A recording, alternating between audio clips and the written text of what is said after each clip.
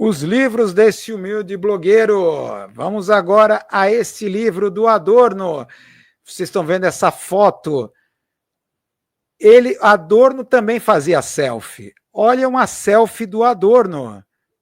Olha só. O Adorno no seu momento influencer. Olha aí, momento fazendo selfie. Tá? Ficou na frente do espelho e bateu a foto. Essa foto aqui parece o quadro As Meninas de Velázquez, isso daqui, viu?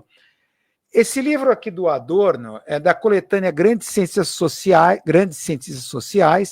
da editora Ática. Tá? Esse livro que está aqui na mão desse humilde blogueiro. Tem um texto que eu chamo a atenção, talvez vocês possam achar até em versão PDF na internet, tá?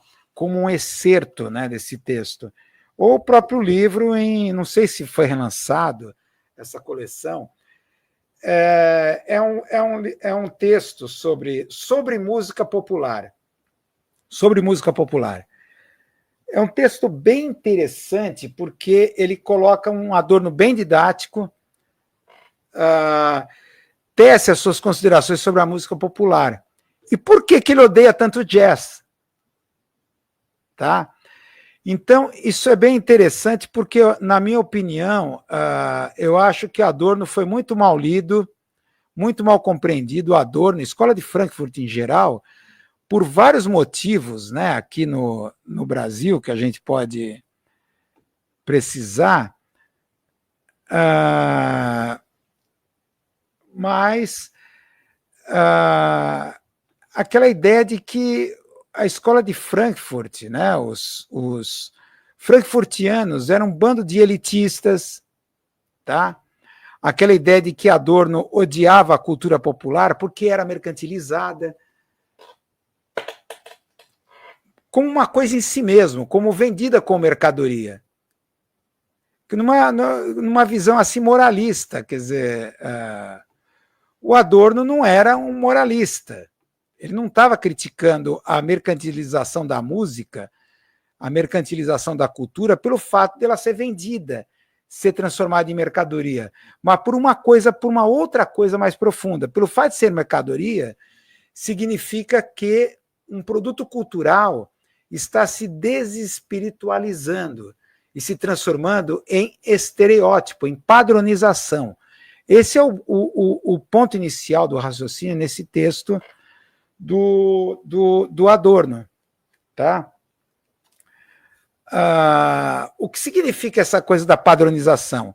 Ele fala que a música, a música popular, ela é ambígua, porque ao mesmo tempo que ela tem que ser padronizada, por outro lado, ela tem que parecer diferente, como se estivesse sempre se renovando, para não entediar o ouvinte. Tá? E essa ambiguidade, essa contradição é resolvida através do glamour, da glamorização da música. Tá?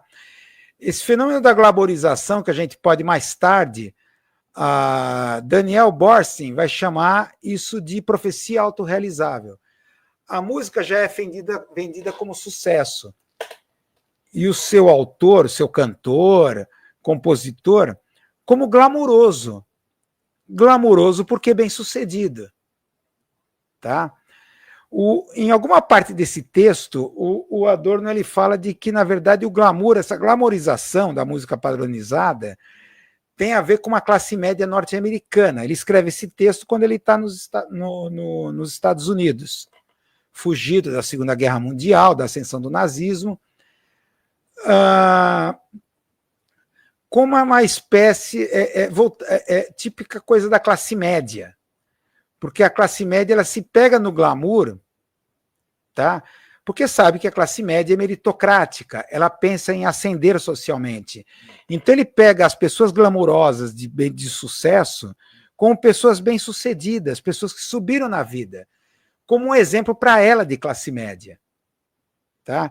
Então tem esse elemento sociológico aqui na audição da música que ele coloca, que é esse aspecto de classe média. A classe média adora a glamorização, e aí a questão da promoção dos músicos como pessoas bem-sucedidas, celebridades, tal, até chegar aos influenciadores atuais, porque ele adora pessoas bem-sucedidas, porque ele também assim quer o ser bem-sucedido. Então começa daí essa discussão da patronização. Mas depois, mais na frente, ele evolui no texto para duas coisas que ele chama atenção. Segundo, a questão da música no lazer, uma espécie de sociologia da audição que ele vai fazer, e segundo, a música como cimento social. Nisso dá para perceber que ele está dentro do cenário do jazz swing, do swing jazz, do jazz das big bands, do jazz rítmico, dançante. É esse o cenário que ele está fazendo a crítica aqui à música popular. O momento que a música popular é dominada por o jazz das big bands. Tá? Ainda ele não está chegando, não chegou ainda ao rock and roll, tal, etc. Mas esse tipo de jazz. Então, primeiro, a questão da sociologia da audição, que é bem interessante, como a estrutura do lazer. Ele coloca que a música é criada, produzida de uma forma simplificada, estereotipada, padronizada, para não chamar a atenção da audição. Uma audição desatenta, ele chama a atenção. Então, música dançante, você está ouvindo a música e, ao mesmo tempo, está dançando. É interessante que ele está colocando aqui, isso a gente pode extrapolar para o tempo atual, em que você pode, por exemplo, trabalhar ouvindo música. Os tempos do Walkman, que você trabalhava, digitava, datilografava com a música no Walkman. Então, digamos assim, o Adorno idealizava a música como uma obra do espírito que criasse um contraponto com o mundo do trabalho, com o mundo material, o mundo do trabalho, o mundo do capitalismo industrial. Então, de repente, você tem uma situação, que é o que Adorno está achando assim, que ele está estupefacto ao ver isso nos Estados Unidos, as pessoas dançam enquanto está tocando a música. Elas não estão ouvindo. É uma música de audição fácil, não é para ser prestada atenção mesmo. Easy listen. Tá? Então, ele está colocando a situação aqui do tempo livre.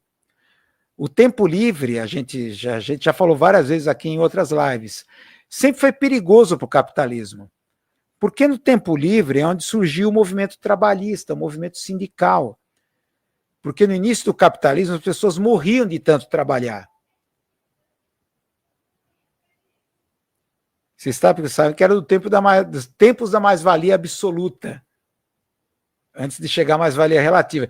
Então o cara morria de tanto trabalhar, morria em cima da máquina. Só voltar para casa para dormir. Não tinha lazer, não tinha, porque ele não tinha tempo livre. Tá? Com a máquina, com a contradição do capitalismo é com a maquinária, com o aumento tecnológico do capitalismo, começou a crescer um tempo livre. Começou a aumentar a produtividade do trabalhador. E o capitalismo, inadvertidamente, criou seu tempo livre. A jornada de trabalho começou a reduzir, porque no tempo livre os trabalhadores começaram a se mobilizar sindicalmente e criou uma cultura proletária, autônoma à cultura capitalista. Autônoma. Tá? Isso se tornou um risco, um desafio disciplinar e político para o capitalismo. E por isso o capitalismo cria a indústria cultural, a indústria do entretenimento, que é quando as obras do espírito vão se enfronhar no tempo livre, não para fazer um contraponto ao mundo do trabalho, mas, pelo contrário, para fazer você se adaptar melhor ao mundo do trabalho. Então, nada melhor do que você produzir músicas que não te incomode. Então, por exemplo, o Adorno imagina uma situação idílica em que você para ouvir música. É audição atenta. Tá? Por quê? Mais complexa. Por quê? Estruturalmente mais rica. cheio de improvisos, contrapontos e tudo mais. E não é estrutura refrão, verso, refrão, que é isso que ele critica nesse texto. Tá? Então, o lazer e, ao mesmo tempo, o cimento social. Aí ele coloca a questão do ritmo da música. Então, essa música rítmica, dançante, da swing, das big bands, é a música do ritmo do trabalho. Por isso que o ritmo passa a ser muito importante na música. Tá? Porque é o ritmo da linha de montagem, o ritmo da industrialização, o ritmo do princípio do desempenho do mundo do trabalho, eficácia, produtividade, eficiência, que entra no tempo livre. O glamour, a glamorização da música já é esse princípio do desempenho. Então eu gosto da música porque é de sucesso. Porque teve um cara que é bem sucedido, ele subiu na vida. Ele produz coisas geniais, ganhou dinheiro. Então eu gosto de gente, eu gosto de winners, não gosto de losers. Pensando que nem Trump. Tá? Então, na verdade é isso. Ele não é o inimigo do jazz, é desse tipo de jazz. Tá? Do jazz swing. O que você vê no bebop, o jazz bebop é uma reação aqui de Charlie Parker, Dizzy Gillespie, Miles Davis, que começam a surgir nos anos 50, o jazz bebop não é um jazz dançante, é um jazz complicado, em que você tem que estar atento à audição, acompanhando o improviso. De como o tema inicial é colocado e depois o tema é desenvolvido em cada improviso de um dos membros da banda. Até, no final, toda a banda em uníssono retoma o tema original, dessa vez enriquecido com os improvisos que foram feitos durante a exibição do número. Isso exige uma audição mais atenta. O que ele está... Não sei se o Adorno chegou, eu acho que ele já estava na Alemanha, já estava na Universidade de Frankfurt, lá, as turras com os alunos dele, eu acho que ele não prestou atenção dessa evolução do jazz. Tá? Mas é claro que depois a música popular, o rock acabou se tornando dentro daquela coisa refrão, verso, refrão, voltou ao swing original, né? E voltou a essas críticas em relação à regressão da audição que o Adorno colocou. Então, é um texto interessante, porque o texto mais famoso do Adorno é o fetichismo da música e a regressão da audição.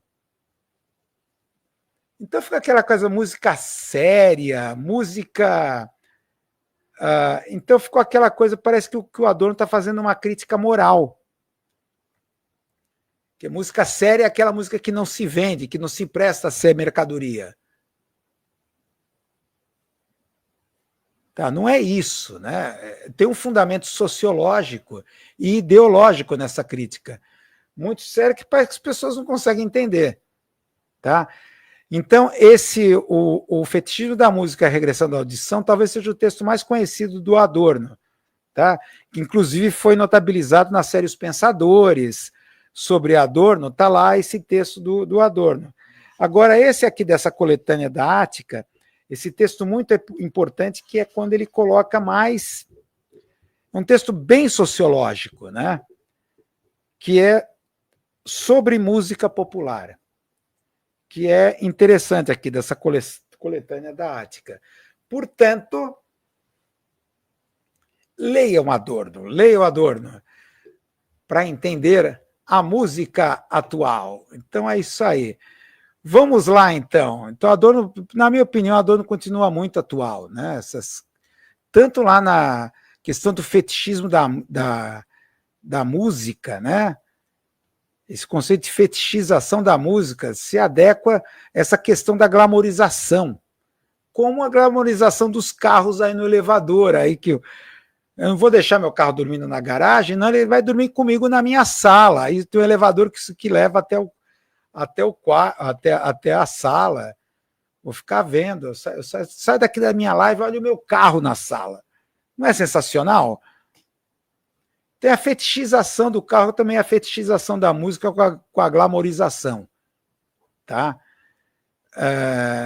Coisa que a Kira S não tinha, que a gente falou, opa, já está entrando, calma, já vai. É isso aí, gente. Então, aqui a plataforma já está andando aqui sozinha, então vamos lá, sobe a vinheta.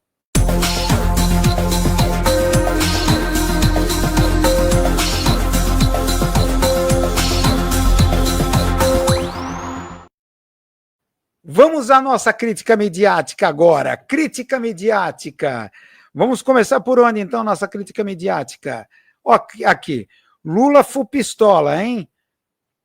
Lula está acreditando no taco. Depois desse ciclo virtuoso, dessa agenda positiva, a gente está comentando na abertura da live, Lula diz que governo não sabe falar com os evangélicos.